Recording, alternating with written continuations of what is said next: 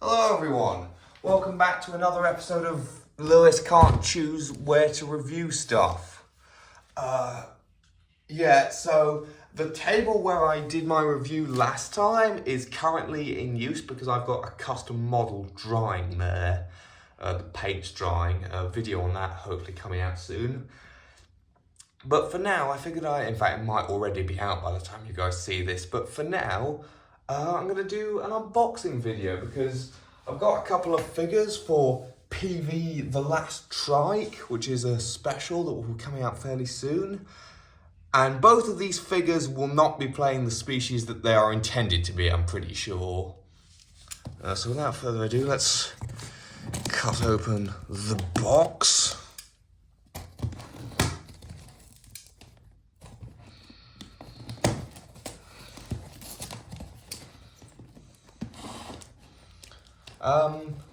I don't think I'm going to do my lucky dip sort of tactic for a big haul here, because one of them I need more than the other.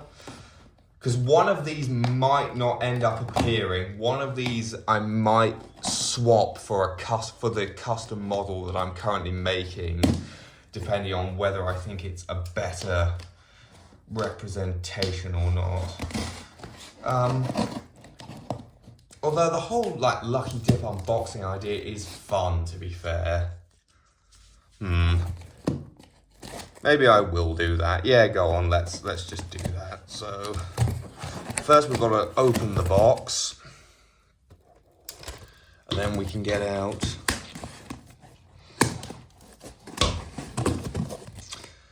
I suppose I could include both my I might actually end up rewriting part of The Last Trike so I can fit my latest custom model in as well as both of these, maybe. We'll see. Anyway, I'm gonna, let's see, okay, you can't really see into the box properly. I'm gonna open that. We're gonna take out our fact sheets, because we care about those. And we're gonna get rid of the packaging slip. Put the fact sheets behind me, and I'm gonna reach in with my hand and grab a random one. So let's see what we end up with. Oh, we got two here. There are two things in this parcel. Okay, I'm gonna choose this one. Ta-da! Oh wow, it's bigger than I thought. Oh, and it comes with, right. So this is the figure that might get replaced in the special, although it looks better in hand, so probably not. But it is the CollectA Deluxe Neovenator in 1:40 scale.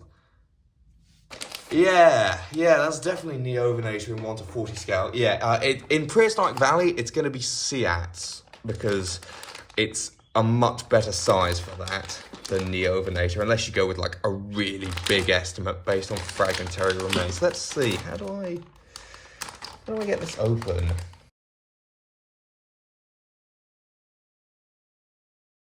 And then we can take our Neovenator out. Also, because this is a bit of an older collector figure, like a deluxe one, it comes with the little 1:40 scale human, which I quite like, because I had one that came with my Mapusaurus and I lost it.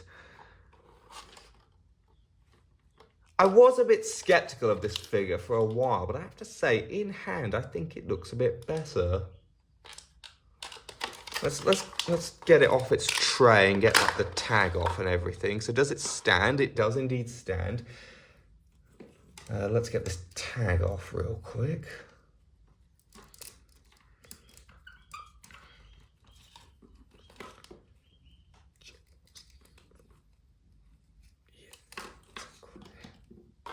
It is quite big. I'm glad I'm not using it as a proper 1:40. Yeah, see, Neovenator Deluxe 1:40. Yeah, right.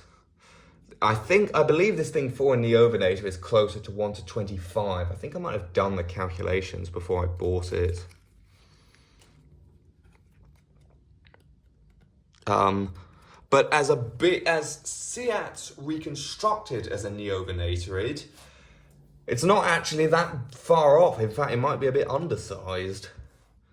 So we got some little facts in here about Neovenator, which is cool. And some legal blah, blah, blah, blah, blah. All right, let's jump into a bit of a closer look at this thing. Let's start up here at the head. The head is definitely that sort of classic carnosaur shape with like the sort of the sloping, like gently curving convex snout and then sloping up to the crest here. It is a bit shrink wrapped. It's not the worst I've seen considering when this figure was made. I think this is like a 2012, 2014-ish figure. I don't know, I think it's 2010 sometime. Well, I like the stripes of red going down the crest to the snout. The teeth are done pretty well for such a small scale. There's some nice detail inside the mouth and with the tongue. The eyes look good, they're painted nicely. This one seems to be painted a bit better than this one, but yeah, this one looks a bit blotchy, but this one doesn't look too bad. However, then we get to my main problem with this thing, the neck. This looks way too skinny for me, especially like when you consider that this has to swallow something potentially. Like with how tight, like it seems like there just isn't any throat.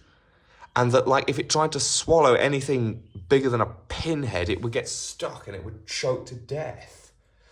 Like, look at the size of the head and then this really spindly neck. I just think it needs a bit of a longer, like a bit more flesh added, particularly there. Alright, but there we go. Anyway, moving down to sort of the torso. The arms, I think, look good. They're nicely positioned.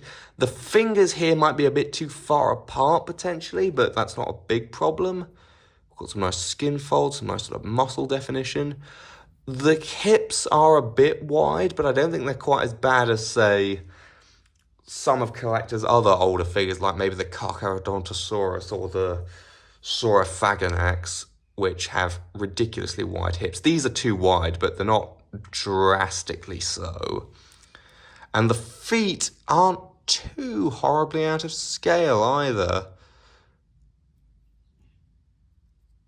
Yeah, they're not too out of scale, probably because the hips are wide. It means the feet don't have to be too enlarged. And it does stand pretty well, I have to say.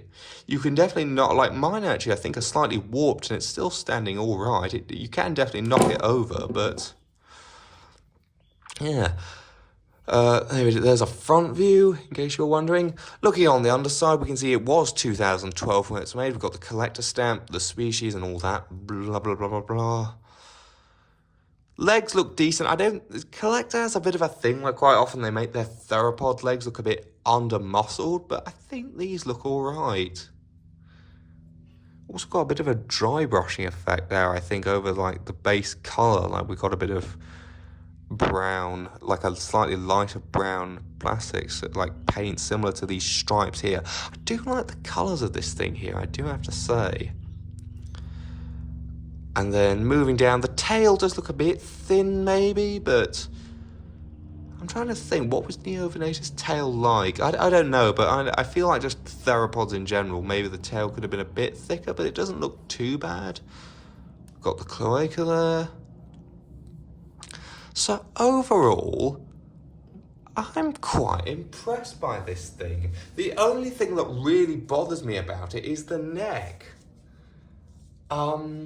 So yeah, let's get on to some outside photos and size comparisons.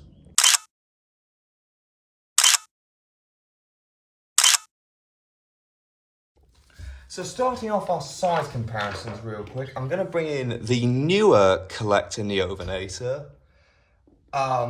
Now, this is obviously a bit closer to scale, although it is a bit small actually. But like, I mean, just look at the size difference. Like the old deluxe one just towers over the newer one. This is, I believe, a more accurate sculpt, particularly in like terms of the neck area. You can see it's not a shrink wrapped. In fact, the whole thing isn't shrink wrapped. Besides maybe the oversized feet, this is a better sculpt. But this, I think, has a nicer pose and is certainly more impressive on account of being larger. If we think of this temporarily as Seat, I'm going to bring in my old custom model. And I say old because I'm actually making an updated version of this. That's the thing I've been teasing, the one that's drying currently. So that, if, like, when I finish that, I think I'll do a community post and you can see which one you think would be better for Seat in Prehistoric Valley. I'm going to remove this now because it keeps flipping, falling over. The new one can stand up, albeit in a tripod pose. We'll quickly bring back, actually, just for a second, our 1/40 scale human, who I think I'm going to make my consistent size comparison now on. I apologise to the CollectA Deluxe, but I think this is a better consistent size comparison because it's closer to the scale that I'm mainly collecting. I don't know, why don't you let me know down in the comments, what do you think is the better size comparison? Also going to bring in the Vitae Chilantisaurus, which was my sort of definitive, and still is my definitive Neovenator, even though it's not. Really, these two here, come on, it stood up before, I might need to hot water its feet a bit. These two here should have their sizes swapped. Like, they really should. Like, the Vitae Chilantisaurus should be maybe a bit bigger than this even. And the CollectA Neovenator should be closer to this size.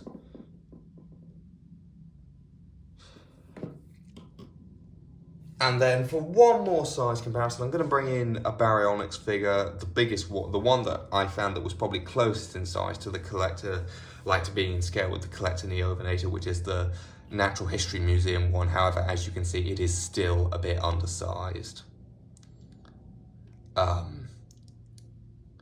So yeah, there you go. If you want to see a comparison with the Deluxe, I can do that in a community post.